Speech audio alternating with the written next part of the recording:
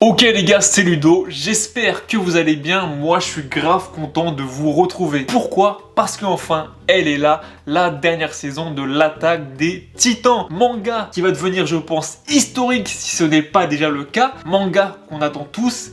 Et manga qui, c'est vrai, met un peu de temps à arriver. Mais enfin, elle est là. Donc c'est parti, on va parler à chaud du premier épisode de la saison finale de Shingeki no Kyojin. Bon, et quand je dis à chaud, pas vraiment frérot, parce que 18h34, j'étais devant Wakanim, j'ai payé mon abonnement comme tout le monde.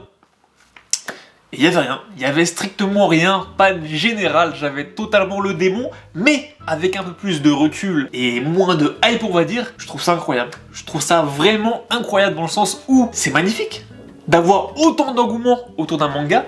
La dernière fois que j'avais eu un bug par rapport à une influence trop importante, il me semble que c'était la finale de LDC avec RMC Sport ou Bein, je sais plus, mais je sais pas si vous vous rendez compte du délire, de la hype qu'il y a autour de ce manga, mais j'aimerais bien avoir les chiffres de Wakanim par rapport à ce dimanche-là. Au niveau des vues, ça doit être incroyable. Et perso, ça me fait plaisir parce que ça montre que l'industrie de l'animé et du manga français, c'est loin d'être fini, frérot. Bon, mais est-ce que l'épisode a répondu à cet engouement, oui ou non?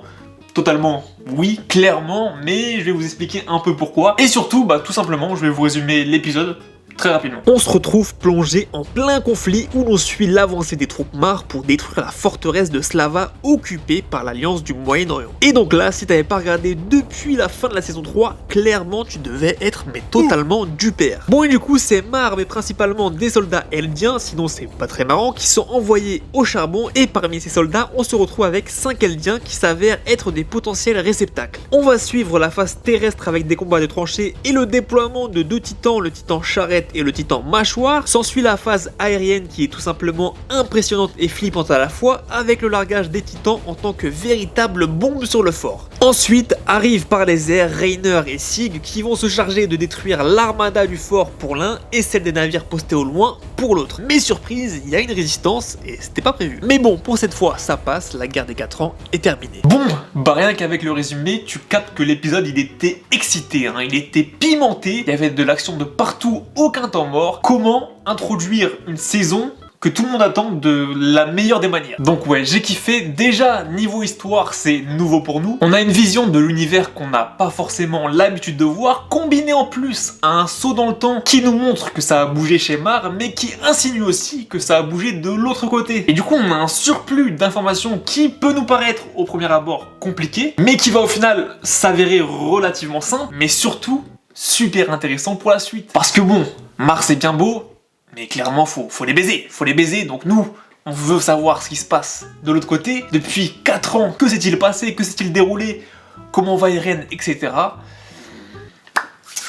J'ai hâte. Scénaristiquement, on nous introduit des nouveaux personnages. Et ça, c'est un des points forts de Hajime, les personnages, clairement. Et en plus, là, la racaille, là, ça va nous amener une vision différente, vraiment totalement différente, tant chez les habitants de Mar que chez les Eldiens détenus par le gouvernement. Ce qui va introduire une question sur la légitimité de leurs actions. Et pour mettre en avant tout ça, je pense notamment à la petite Gabi, personnage qu'on a énormément vu dans cet épisode, qui est complètement diabolisé par le gouvernement Mar. Est-ce qu'elle a raison? Est-ce qu'elle a tort?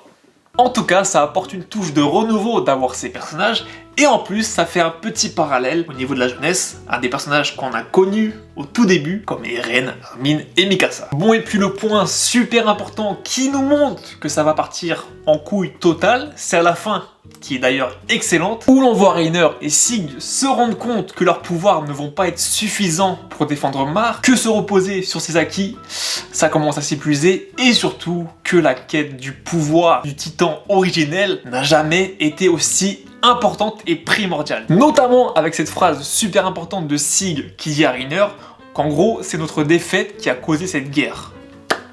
Masterclass.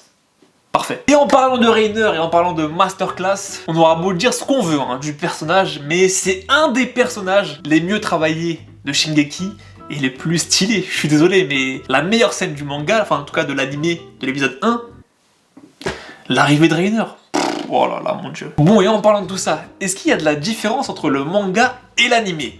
Il y en a, mais c'est vraiment des différences mineures. Il y a donc la scène avec Gabi qui se dirige vers le bunker, et avant en fait, elle enlève son uniforme. Sauf que dans le manga, c'est spécifié que c'est interdit par le droit international. Et en fait, ça a été retiré donc, dans l'animé, ce qui me paraît un peu bête dans le sens où ça montre encore plus la détermination de cette gamine. Dans le manga, la scène du deuxième train n'existe pas. En fait, Reiner il prend tout simplement une tour pour détruire un peu tout ce qu'il y a autour. Et du coup, différence qui amène encore une différence, c'est que quand Reiner perd son bras, c'est pas le char, c'est tout simplement la flotte quand il vient défendre Sig qui se fait rafaler. Bon, le reste, c'est vraiment des différences, je pense, par rapport au studio, dans le sens où ils ont amené un côté cinématographique qu'il n'y a pas dans le manga. Donc il y a des scènes où on voit le discours de Magat par rapport aux Eldiens, qui te montrent qu'ils sont totalement traités comme des chiens. Et du coup, au niveau des Eldiens, ce qu'on ne voit pas dans le manga et ce que j'ai kiffé dans l'animé, c'est la peur qu'ils ont par rapport à la guerre, tout simplement. Et justement, la différence par rapport au fait qu'ils flippent, c'est que l'animé, ce qui est très bizarre, c'est que c'est super violent, c'est encore plus violent que le manga. Alors que Frérot, par la suite, je sais pas si ça va continuer comme ça, mais déjà que le manga est assez violent, ça me paraît bizarre. Bon, et en parlant de studio, c'est désormais Mappa qui s'occupe de la dernière saison de Shingeki. Et pour moi, honnêtement, c'est une réussite dans le sens où le mélange de 3D et 2D est fait intelligemment. On l'avait déjà vu dans les saisons précédentes, sauf que là, je trouve honnêtement que la 3D est plutôt bien réussie. À part, peut-être, sur le bestial, je suis d'accord. Mais honnêtement, pour ma part, je trouve pas ça du tout critiquable. Dans le sens où, oui, il y a eu un downgrade, c'est moins beau, légèrement, mais franchement, ça fait le taf. Et je trouve, et vraiment, j'insiste là-dessus, que au niveau cinématographique, le studio a fait un effort au niveau de la guerre qu'il n'y avait pas dans le manga. Vraiment, là, on est dedans, on est à fond. Et la meilleure scène pour t'expliquer cela, c'est vraiment la scène du mec dans le bunker qui a la mitrailleuse en vue première personne. C'est qui fait... On est vraiment dedans, moi j'ai kiffé. Bon bah écoutez, on a fait le tour, je pense qu'il y aura davantage de choses à dire dans les prochains épisodes, dans le sens où là voilà, c'est un épisode d'introduction. Ah oui, l'opening. L'opening.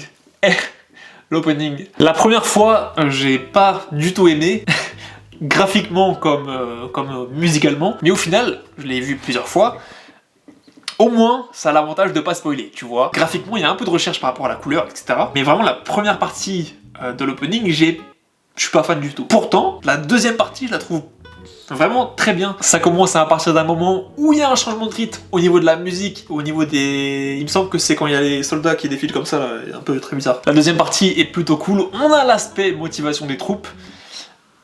C'est pas le meilleur opening, mais franchement, ça va, ça va. Par contre, l'ending, c'est une pépite. J'ai adoré, et d'ailleurs, dans l'ending, il y a une scène avec un personnage. Je pense avoir compris c'est qui par rapport à la moustache, à la barbe.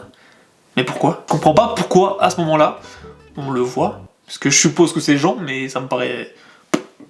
Enfin bref, j'espère que vous avez kiffé, j'ai hâte d'être à dimanche prochain. C'était Ludo, portez-vous bien, lisez bien, abonnez-vous, lâchez le petit like, la petite cloche. On se dit à la prochaine, portez-vous bien, lisez bien, peace.